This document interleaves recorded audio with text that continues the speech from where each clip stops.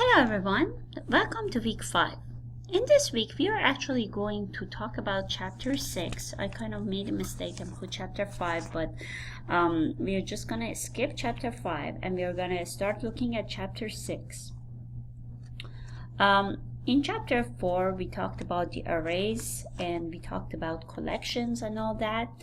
In here we are actually going to talk more about how to use the library classes, which we just looked briefly in chapter 4. And we know that they are important in today's world to be able to actually take a library and use the library classes and basically find out which method we can actually insert into documentation or which class will be better. So it will just get some time to be able to use these libraries and manipulate them and use them in our code, but it's always useful to do that. So in this chapter we are actually going to learn more about Java libraries and basically which class we can use, which method we can use, and things like that. And also we will discuss about the importance of documentation and how to read and write the documentation.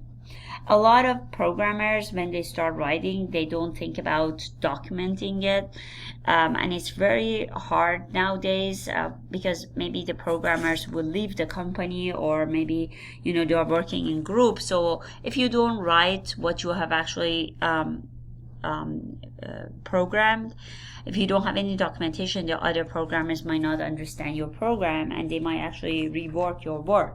So it's always important to use the documentation, and also there is a talent to read the documentation. So that's why we want to kind of focus on learning about the documentation. Once we start programming, we want to make sure that we write documentation. It's kind of sort of ethical behavior as well.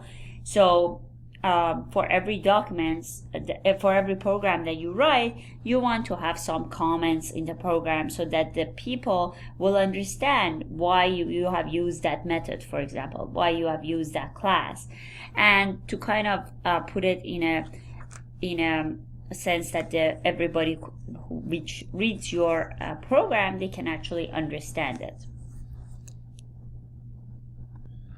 I also want to mention, if you have any problems with chapter 4, because chapter 4 is very important, and I'm actually going to go over the exercises in another video with you to make sure that you understand that.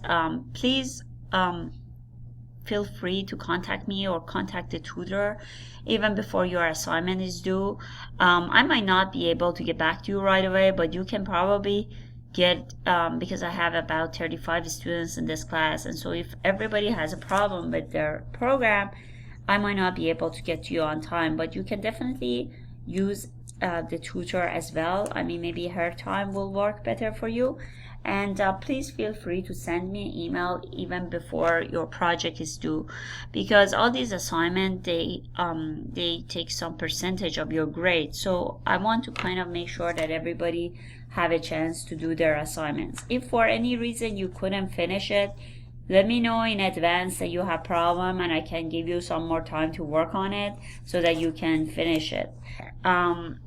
Again, I'm emphasizing this because chapter 4 is very important, and probably next week I'm not going to give you any lecture. We're going to take some break, and I'm going to give you some more exercises to do for chapter 4, because that's a very important chapter. Also, chapter 3 was very important too, and I know some people didn't finish their assignment, like they had some problems with some question. So next week we will actually take some time and review, and I will give you more exercises to do. So in that way, if you are behind of catching up and things like that, you can catch up with it. And also next week I will give you a quiz which will focus mostly on chapter 3 and 4. So in that way you have more chance to again review the material for chapter 3 and 4, because I feel like there are a lot of materials to cover here in this book. We might not be able to cover all the 14 chapter of the book, but we're probably going to cover at least 12 or 13 chapter. So I just want to make sure that you guys are kind of catching up with it. And the most important chapters is actually using functions, or using classes and using arrays and using loops. So these are very, very important. So I just want to kind of take some time to go over this again before going any further. I will continue with this chapter. Okay, so as we said, we will basically use the library classes to understand more about that, and also how to read and write documentation, which is very important. Maybe our colleague can benefit from us, and also once somebody has written something, we can actually read that documentation and help us understand that program, and maybe we can even use some part of that program in another program. So basically, there are thousands of classes, and every class has different methods. So 10 of thousands of methods is in Java library, and thousands of classes you can see in the Java library. There are many useful classes that we don't have to write them again. It has been written, so we just have to know how to import it into our application that we are working on, and basically use them. So they make our life much easier. There are not that many programming languages that have such a big library, but Java has this, and you can always take advantage of it and use that class or that method that has many other people have written. So basically, library classes are normally interrelated to each other, and they are being arranged into packages. You might wonder, I showed you last time how to get to the Java Java library, but as you seen last time, we don't see a search option there. So let me just open the place. So to get to this, remember, you will go back to under general resources, under module general resources, I have Java class libraries, and once you click on this, it will open this up for you. And you can see here that we don't have a search box. So you might wonder, oh, how would I know which package or which class to use and things like that? Basically, you can search on Google's and look at different forums and kind of know about what have other people have used, and then you can find, they say, oh, we have used this class or this package or this thing. So you can just come here, and then you can still not search it. You have to go through the alphabetical order, for example, in here. And you just learn by time. So you will actually learn by time. So as time goes by, you will actually learn more about this and be able to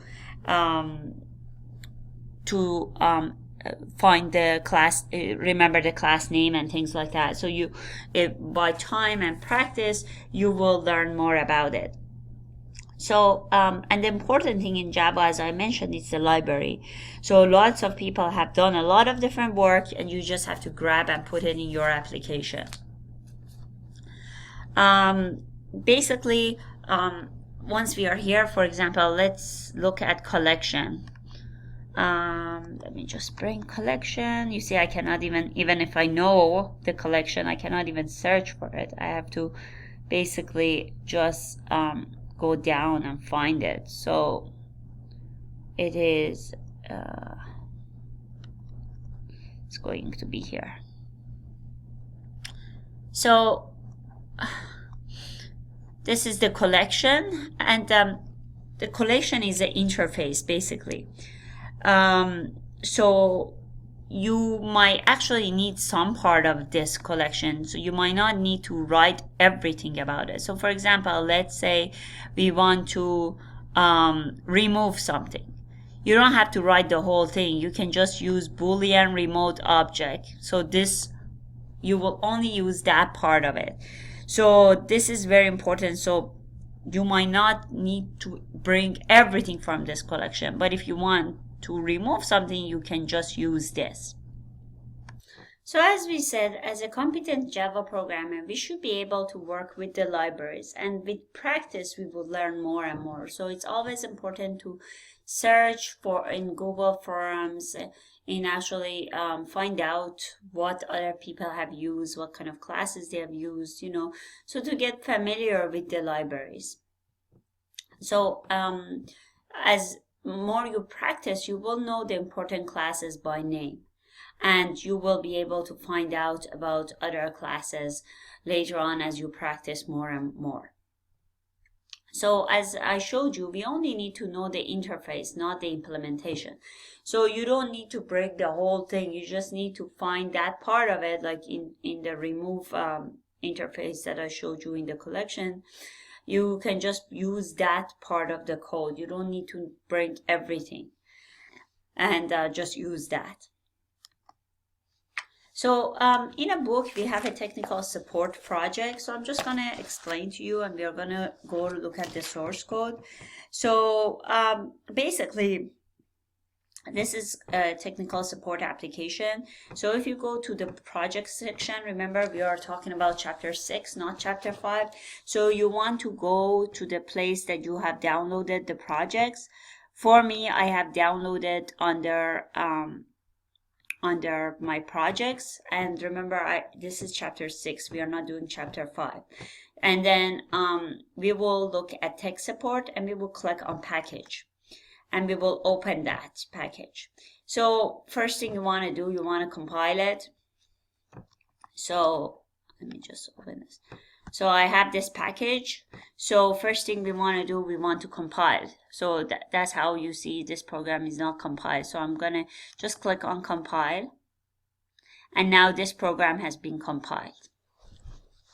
So basically, let's just learn a little bit about this project. Basically, this technical support program is intended to provide technical support for customer of a company, Dojisoft. Basically, Dojisoft had a technical support department with people sitting and answering telephones, and basically people could call and get help and advice with their technical problems. The business of this Dojisoft was not doing well, so they have decided to kind of get rid of the technical support department to save some money. So they ended up developing the tech support system, which can kind of give an impression that still the support is provided. So this system is supposed to kind of be the same as a technical support person, which will answer. So this is a computer based system, but it's supposed to be kind of similar as if it was somebody else was sitting there. So basically, the customers can communicate with this type of support online. So that's what the first thing we did. We opened and we compiled the tech support project.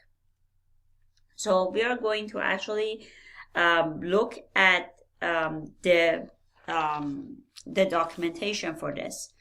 So let's, after we compile it, so let's look at the source code.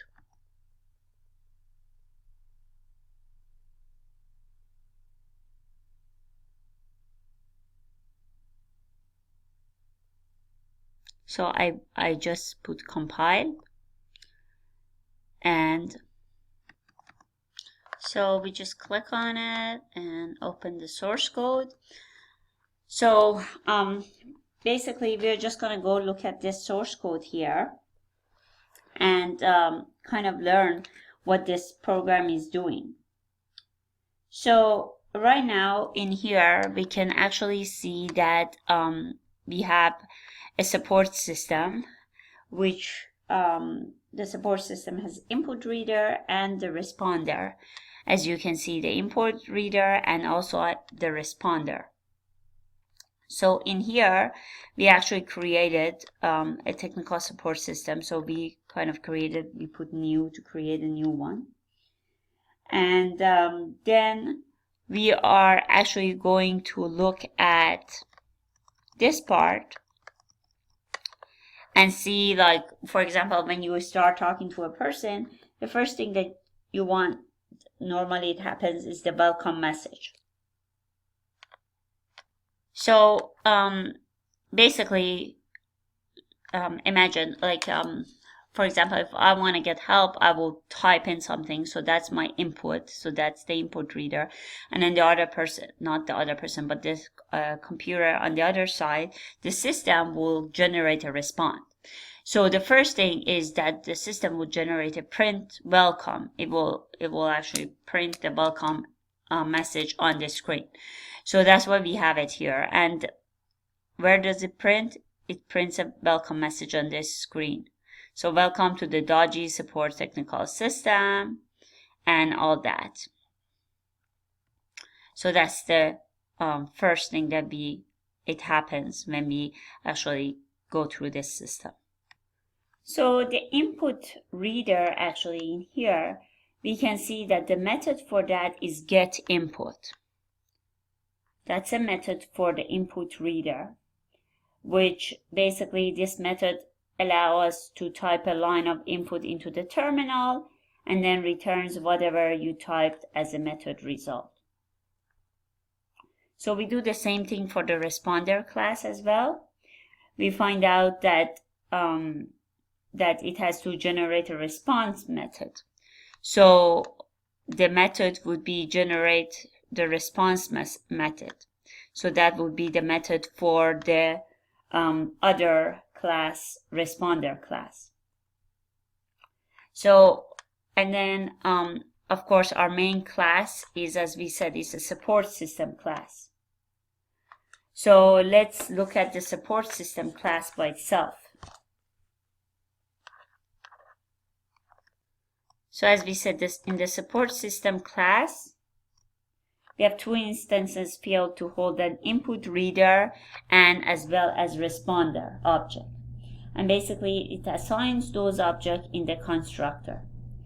And then we have, of course, we talked about the print method, and also we have another method which is called goodbye method.